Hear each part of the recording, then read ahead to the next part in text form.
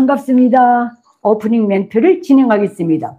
주간 애송이 김정은이 소위 중국인민 한일 전쟁 및 세계 반파쇼 전쟁 승리 80덧 기념 행사 참석차로 9월 1일부터 9월 4일까지 중국을 방문했는데, 이와 관련해서 북한, 특히 평양의 당근종 중앙 핵심 기득권의 관점에서 분석해 드리겠습니다. 김정은 9월 1일 밤 평양역에서 출발할 때 잘 다녀오시라 하는 전송 행사가 없었습니다.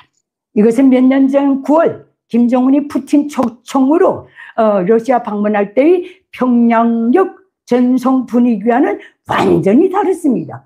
모스크바도 아니고 국동지역에 가는 것도 그 장면이 지금도 눈에 선합니다. 주민들이 몽땅 종이 꽃다발을 들고 나와서 환송하고 간부들 주르니 씌워놓고 전송을 받으며 갔댔는데 한 명도 없습니다. 이번에 야밤에 떠날 때는. 무슨 뜻인가? 김정은도 북한 당군종 중앙위 핵심 기득권도 이번 중국 방문에 대해 별 기대가 없었다는 그 뜻입니다.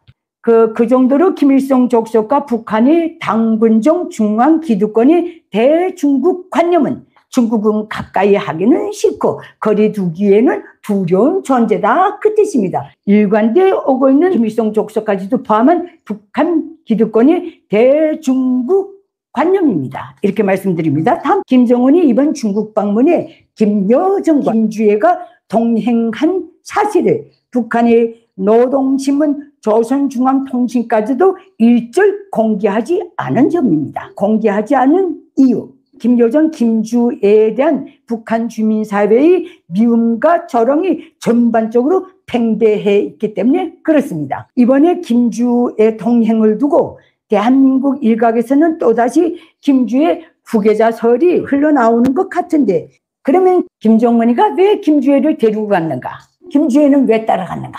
그것은 김주애의 오늘의 처지에서 김정은을 따라 나서지 않으면 외국 여행을 할 길이 전혀 없기 때문에 그렇습니다. 적나라하게 신분이 노출되었기 때문에 그렇습니다.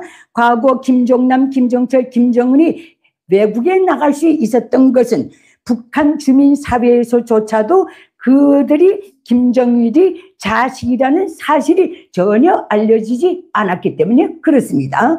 그래서 신분 세탁을 하고 외국에 드나들었던 겁니다. 김종남이 조선민주주의인민공화국 국민 김철로 신분 세탁을 하고 일본에 그 무슨 유원지까지 갔다고 하지 않습니까? 김정철이건 김정은이건 외국에 나갈 때 관련 주재 대사관이 핵심들만 알지 대사관의 일반 성원들도 모릅니다. 그들의 신분에 대해서. 김일성 족속의 내피셜은 수령의 새끼가 신분이 노출된 채 외국에 나가면 자본주의 나라 정보기관들이 끊임없이 들러붙어서 회유, 포섭 공작을 한다. 그러면 그 새끼는 못 쓴다. 이렇게 되어 있기 때문에 절대 신분이 공개된 이상 나가지 못합니다. 어떨 때만 나가는가? 제비 외국 방문 때 묻어나간다. 김주애가 진실로 후계자라면 어디도 안 나타났습니다. 베이징역에 한번 2장인가 찍히고 그 다음에 나타나질 않았습니다. 결국 김주애는 제 애비 김정은을 따라 중국 관광을 간 것입니다. 김정은의 새끼가 몇 개인지는 모르겠지만 지금까지 노출된 거는 김주애 하나밖에 없다는 점, 이렇게 말씀드립니다. 다음, 김정은의 이번 중국 방문 시 북중러 3자 회담이 없었다는 그 점입니다. 김정은과 푸틴, 김정은과 시진핑 각각의 회담 외에는 없었습니다. 사실 김정은은 이번 기회에 북중러 3자 순회 회담을 정말로 갈망했을 것입니다. 그래야 전체주의 전략세계의 국제적 지도자라는 타이틀을 쓸 수 있다고 이놈은 확신했을 겁니다.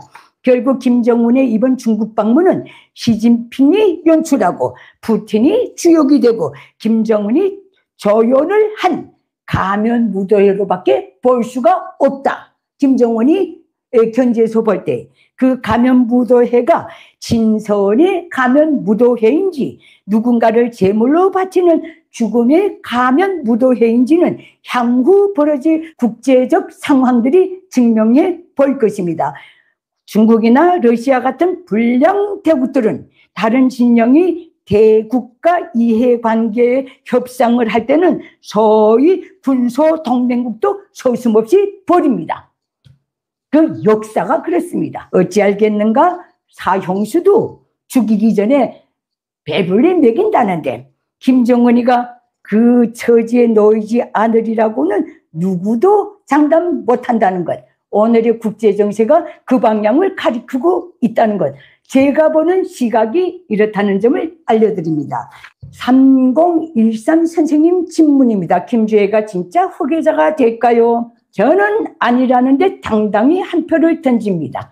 그건 북한 후계자의 지위와 후계자의 그 어떤 경력, 잘하는 전 과정에 대한 엄격한 시스템이 있기 때문에 그걸 알기 때문에 제가 이렇게 당당히 말합니다.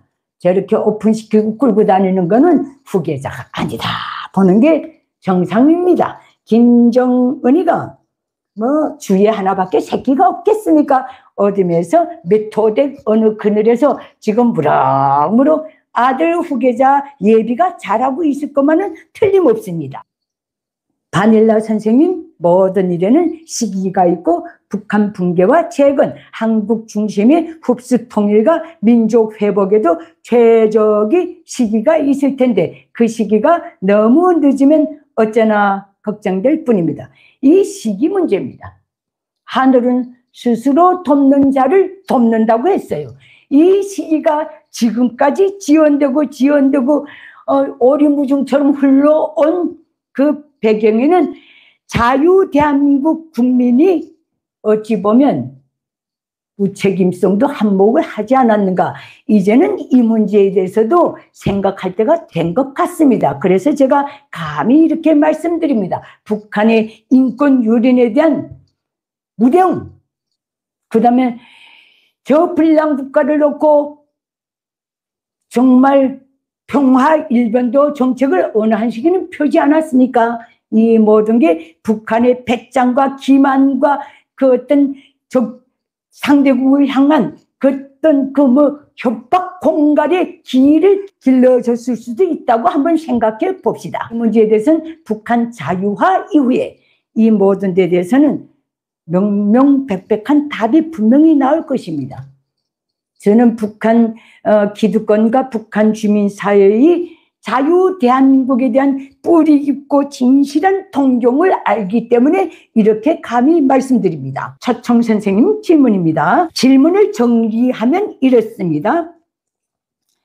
김정은이 이번에 중국에서 처음 여러 나라 정상들과 함께 외교 무대를 치렀는데 중국 시진핑이 양옆에 김정은 푸틴을 둬서 북한의 격을 한껏 띄워줬는데 제 눈에는 김정은이 중국 러시아급으로 높아진 듯 보이지만은 실제적으로는 중국과 러시아가 북한급으로 추락한 증거로 보인다. 이건 또 틀림없습니다. 오늘의 국제문제 역학관계를 놓고 볼 때 틀림없습니다. 얼마나 궁색하면 저 따위 데려다 그 옆에다 세워놓겠어요. 장장 60몇 년을 세운 적이 없는데 제 견해가 어떤가 물어보셨습니다. 그러면 답변을 드리겠습니다.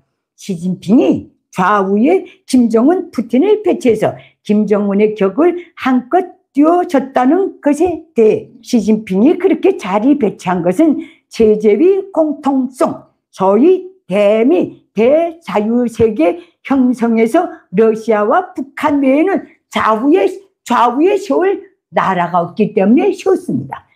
러시아, 북한 빼놓고는 반미, 반자유세계 목숨 걸 나라가 없습니다. 20몇 개 나라가 참가했지만은.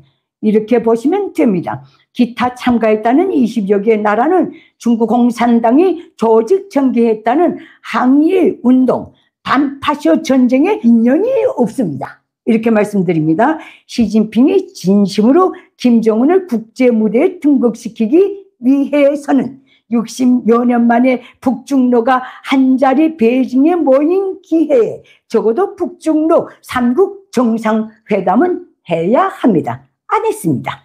푸틴을 제쳐놓고 시진핑 옆에 서겠다는 초천국 정상들도 별로 있을 것 같지는 않습니다. 제 생각에는. 그래, 김정은을 옆에 세웠다고 그저 제가 궁색에서 세웠다, 이렇게 조롱스럽게 봅시다. 이번 기회에 김정은이 시진핑 푸틴급으로 높아졌는가, 아니면 중국과 러시아가 북한급으로 낮아졌는가, 이 문제입니다. 장기 집권, 세습 집권 독재자가 서로 간에 누구를 상대로 높아지거나 낮아질 일이 없습니다. 같은 놈입니다. 오늘의 현실에서 그 세 국가가 다 자유세계 신흥 악의 축으로 등극했기 때문에 그렇습니다. 문제는 오늘의 세계에서 독재자로서의 누구의 명이 더 길 것인가, 이 문제뿐입니다. 제가 보는 방향은 그렇습니다. 그런 면에서 저는 확실하게 김정은의 명이 제일 짧을 것으로 분명히 단언합니다. 그 이유는 러시아와 중국이 2006년부터 2018년까지 무려 14차례나 유엔 안보리 대북 제재 결의안에 기꺼이 찬성표를 던졌기 때문에 그렇습니다. 중국과 러시아가 진심으로 북한을 파트너로 여긴다면 저들이 서명한 유엔 안보리 대북 제재 결의안을 스스로 나서서 무효화하는 공식 발표를 해야 합니다. 안 합니다. 이렇게 양면으로 보시면 됩니다. 그렇게 하지 않고 저런 작태를 보이고 있는 것은 어쩌면 두 대국이 언제든지 김정은 북한을 미끼로 던져주기 위해 공산 중국이 연출하고 러시아가 지원을 한, 어찌 보면 김정은을 타켓으로 한 죽음이 가면 무도회나 같다고 저는 분명히 생각합니다. 왜 그런가? 1945년 8월 15일부터 지금까지 쭉 러북 중북의 역사가 그랬기 때문에 제가 이렇게 단언하는 겁니다. 역사가 그렇게 흘러왔습니다. 거기서 한치도 이탈한 적이 없습니다. 그러면 두 번째입니다. 서방 국가들은 아무도 참석하지 않은 이 행사로 김정은이 더욱 러시아에 밀착하면서 한국, 미국 등 자유세계와 관계 개선할 여지를 없애고 있는데, 김정은이 그렇게 되돌아갈 길을 스스로 없애는 상태에서 대한민국은 어떻게 대응하면 좋겠는가? 답변에 앞서서 분명히 해둘 것이 있습니다. 그것은 김일성 족속이 자유 대한민국을 상대로 되돌아가는 길을 단 한 번도 꿈에서조차 생각해 본 적이 없다는 그 점입니다. 이거는 정말 본질입니다. 왜? 김일성 족속에게 소위 되돌아가는 길이란 제국주의 압력, 제국주의자들이 던져주는 돈 몇 푼의 공산주의 위협을 수종, 변질, 배신시킨 것으로 되어 있기 때문에 그렇습니다. 김일성 족속의 모든 소위 노작들이 다 등장하는 소위 명언들입니다. 최근 노동신문이 거의 매일 줄기차게 반제 계급의식 고취에 올인하는 이유도 바로 여기에 있습니다. 그래서 김일성 족속이 미국은 물론 대한민국까지도 포함한 자유세계화의 외교 원칙이 뭔지 압니까? 외교 원칙과 전술. 그것은 조팔계 외교로 자본주의 나라들이 바지를 홀딱 벗겨서 우리에게 필요한 것은 모두 뜯어내서 우리의 이익을 챙겨야 한다, 이것입니다. 누가 지시했는가? 바로 퇴진 김정일이 1990년대 미북 회담 전야에 내린 외교 방침 및 전술입니다. 때문에 김일성 족속에게는 원래부터 되돌아가는 길이란 있을 수도 있어본 적도 없습니다. 대한민국지요 미국까지도 그 족속이 가짜 평화쇼에 속았을 뿐입니다. 그게 결론입니다. 이것에 대해서는 지금까지 3번에 걸친 남북 정상회담의 결과가 분명히 명백하게 증명해주고 있습니다. 그런 작태를 북한 밖에서는 관심 받기, 효과 나기로 착각했을 뿐입니다. 왜? 김일성 족속의 북한이 동서고금의 전무후무한 비상식적, 비정상적 체제라는 것에 대한 이해 부족이 때문이 아니었는가, 저는 가끔 이렇게도 생각해 봅니다. 그러면 대한민국은 이에 어떻게 대응하면 좋겠는가? 이 문제 역시 자유대한민국 장정 80년에 거치는 건국 번영의 역사가 정답을 내놓고 있습니다. 대진 김일성, 김정일에 이어 애성의 김정은까지도 대한민국은 족대 국가라고 나름의 강경 선포를 한 이상 1953년 10월 1일 미 합중국가 맺은 아시아 최초의 한미 상호 방위 조약을 충실히 정직하게 이행하는 것으로 대응하면 됩니다.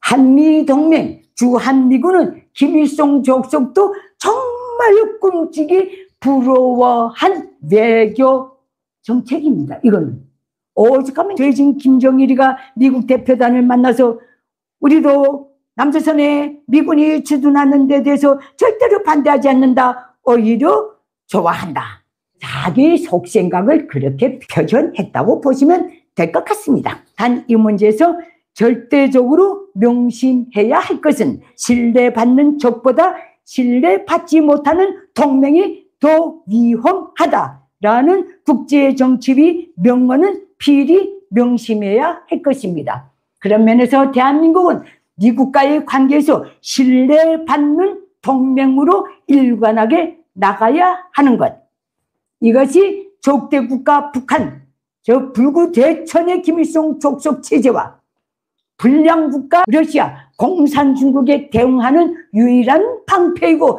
최고의 안보 무기입니다. 이것으로서 차청 선생님에 대한 질문에 대한 답변을 마치겠습니다. 제가 왜 최근에 들어서 기존에 했던 방송, 내보냈던 영상들을 재방송하는지 압니까? 우리 평양만사를 북한 내부에 모니터링하는 기득권과 해외에 왔다 갔다 하는 그 어떤 사람들도 분명히 보기 때문에 그렇습니다. 그들이 우리 평양만사를 볼 때 1회부터 쭉 뒤질 새가 없습니다. 그래서 짧은 시간에 감시가 없는 틈을 타서 타국인이 휴대폰을 구해서 순식간에 본답니다. 그런데 너무 감사해요. 대한민국 국민에게도 북한을 제대로 알릴 뿐만 아니라 북한에서 간절히 이 평양만사를 들으면서 정말 스트레스가 풀리고 자기네가 품고 있는 그 원한과 저주와 그 어떤 스트레스를 평양만사가 정말로 시원하게 해소해 준다는 그런 메시지를 받았기 때문에 제가 이렇게 사명감을 가지고 한다는 점 분명히 알려드립니다. 대한민국 국민도 국민이지만 북한의 주민들도 깨켜져야 하기 때문에 그것도 또 반복하는 방법으로, 김일성 족속이 늘 말했습니다. 반복 또 반복, 반복 또 반복, 이래야 세뇌가 된다. 저는 그걸 역으로 이용합니다. 오늘도 들어오신 모든 분들께 진심으로 감사를 드립니다. 여기서 마치겠습니다. 김일성 족속과 북한 체제를 바로 알고 자유통일 실현하자. 여러분 감사합니다. 내게 북한 인민들에게 호소합니다. 장장 80년이 되어오는 김일성 족속 노예 체제를 끝장낼 때가 되었습니다. 북한 인민이 진정한 자유해방을 위해 공포를 딛고 힘을 모아서 김일성 족속을 반드시 몰아냅시다. 그 길에서 도움이 필요하신 분들은 언제든지 손을 내밀어 주십시오.